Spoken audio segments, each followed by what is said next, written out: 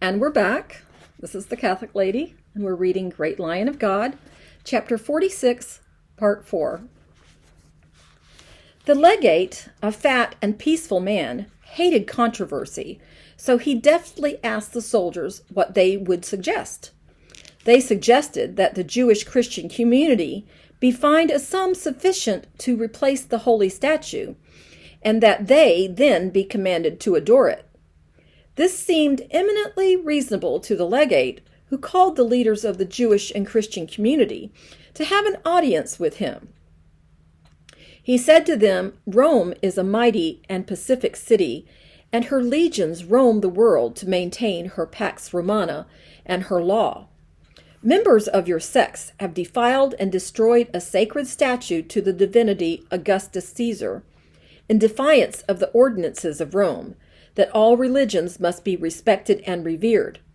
You must pay in gold for the restoration of this statue and the other destruction wrought upon the temple. And then after that, your people must adore the divinity 1 day a week, man, woman, and child, cripple or aged, and make a just sacrifice in his name on the day designated.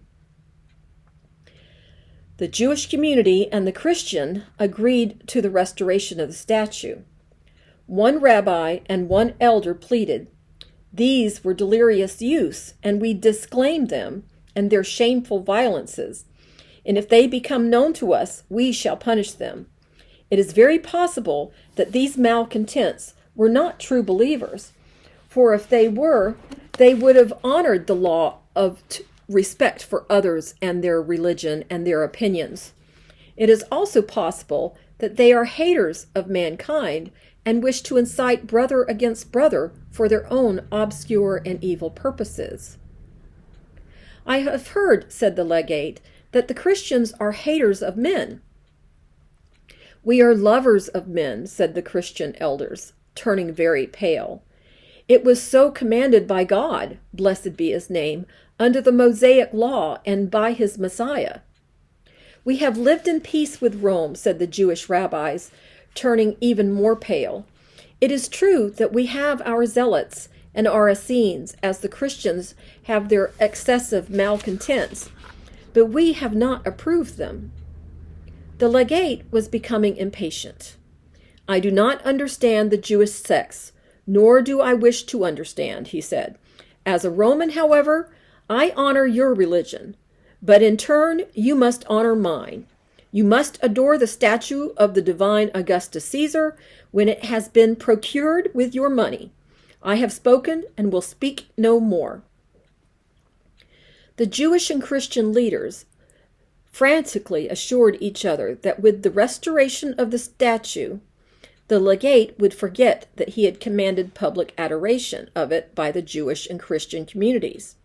But their hope was in vain, as all hope of man must be, for the Roman soldiers would not permit the legate to forget.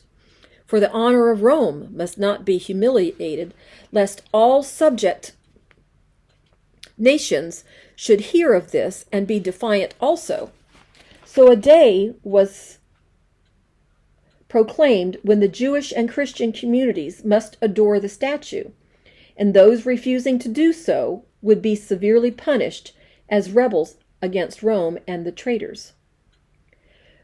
Those wealthy enough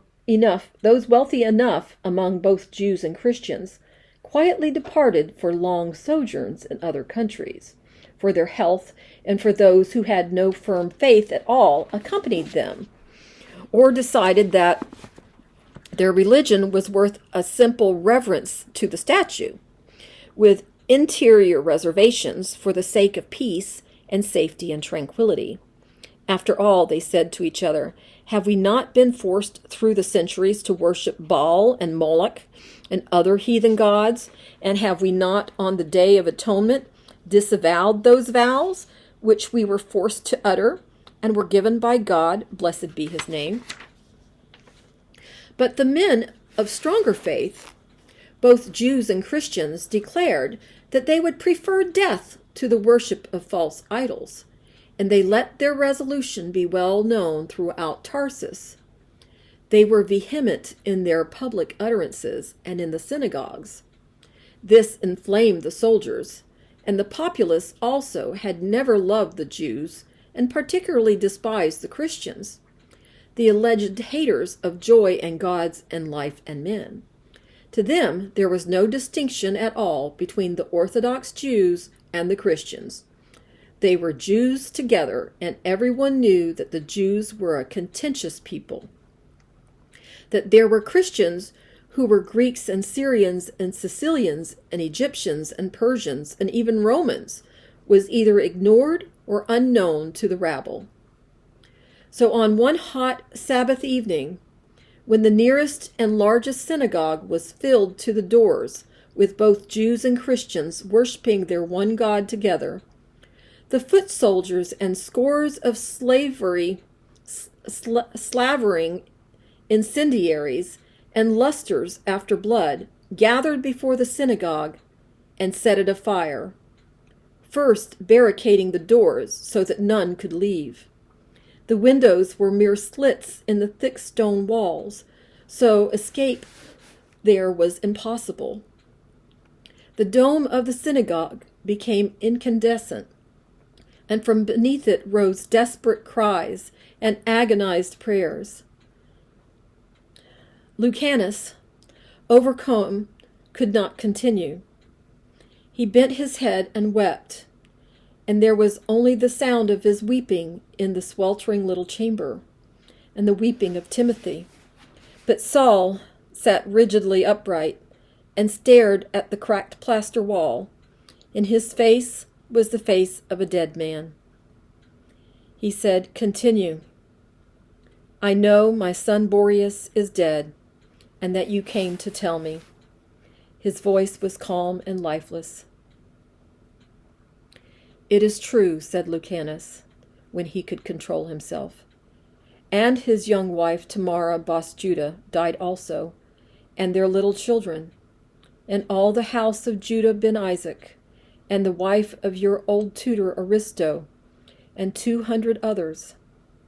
Boreas, he attempted to save his infant daughter, and hoped that one outside would be merciful, and he thrust her through one larger slit. And the child was murdered also," said Saul. Lucanus could not speak. The silence in the room was like the silence of death. Then Lucanus faltered. "Your tutor, Aristo, was an old man, and I must tell you all. When his wife died in that fire, he hanged himself. All that you have loved in Tarsus, Saul, has perished." Saul turned his great leonine head and gazed fixedly without tears at the candle, which fumed and burned redly on the table near his shoulder. He might have been reflecting or indifferent. "I am a Christian, but I am also a man," said Lucanus, and now his voice was low and baneful. "One of those who perished was the beloved only daughter of the legate himself. He had not known that the maiden and her mother were Christians, recently baptized. 4 wives of the centurions and captains were incinerated. Their husbands had not known that the women were Christians.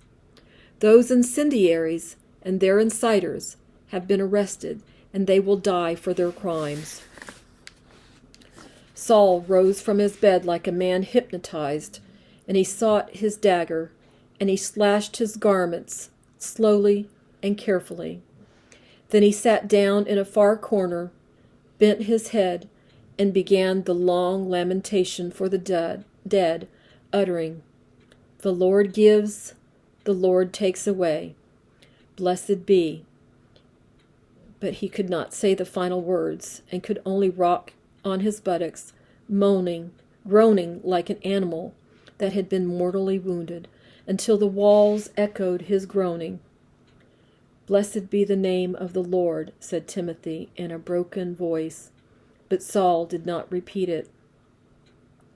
Then Lucanus rose and went to Saul and stood over him and said in a deep and shaking voice, "I and the resurrection and the life."